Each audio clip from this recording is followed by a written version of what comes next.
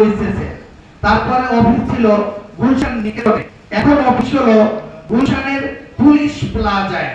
অষ্টম, নবম এবং দশম তলার 3টা ফ্লোরে এখন বর্তমানে 14তম ফ্লোরটি, পুরো ফ্লোরটি কিনে নেওয়ার পরিকল্পনা চলতেছে। এই মাসের মধ্যে আমরা ফ্লোরটির সকল দলিল হস্তান্তর হবে।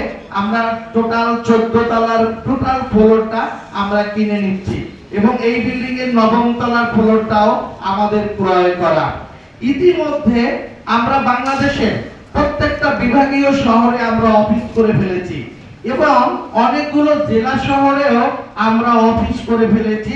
ইতিমধ্যে আমরা কালকে সিলেটের অফিসটি উদ্বোধন করেছি, আজকে হবিগঞ্জের অফিসটি উদ্বোধন হবে এবং 18 তারিখে খুলনার অফিসটি উদ্বোধন হবে এবং 19 তারিখে আপনার যশোরের অফিস উদ্বোধন হবে, 25 তারিখে জামালপুরে, 26 তারিখে ময়মনসিংহের অফিস উদ্বোধন হবে। অর্থাৎ বাংলাদেশের প্রত্যেকটা বিভাগে আমাদের অফিস এবং অনেকগুলো জেলা শহরেও আমাদের অফিস।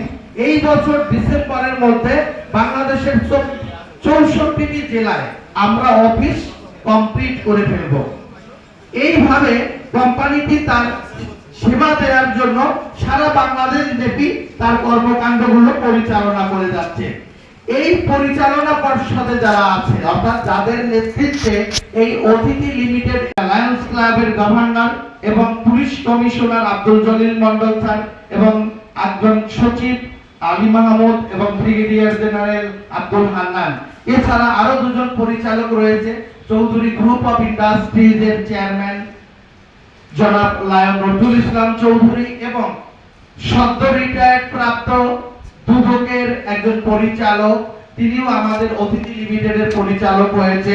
এই পরিচালনা পর্ষদ নিয়ে কোম্পানি তার কর্মকাণ্ডগুলো পরিচালনা করছে। অর্থাৎ আমাদের সাথে যে বিজ্ঞ ম্যানেজমেন্ট রয়েছে, এরা প্রশাসনের বিভিন্ন বড় বড় দপ্তরে কর্মরত ছিল, সেখানে তাদের একটা ক্লিন ইমেজ আছে, স্বচ্ছতার সাথে দেশের দায়িত্ব পালন করে আজকে একটা প্রতিষ্ঠানের দায়িত্ব কাঁধে নিয়েছে। এজন্য ওনারা ওনাদের জীবনের সফল ব্যক্তি, ওনারা চায় বাকি জীবনটা মানুষের পাশে থেকে মানুষের সেবা করে বিশ্বব্যাপী এই প্রতিষ্ঠানের মাধ্যমে বাংলাদেশের ভাবমূর্তিকে উজ্জ্বল করতে চায়।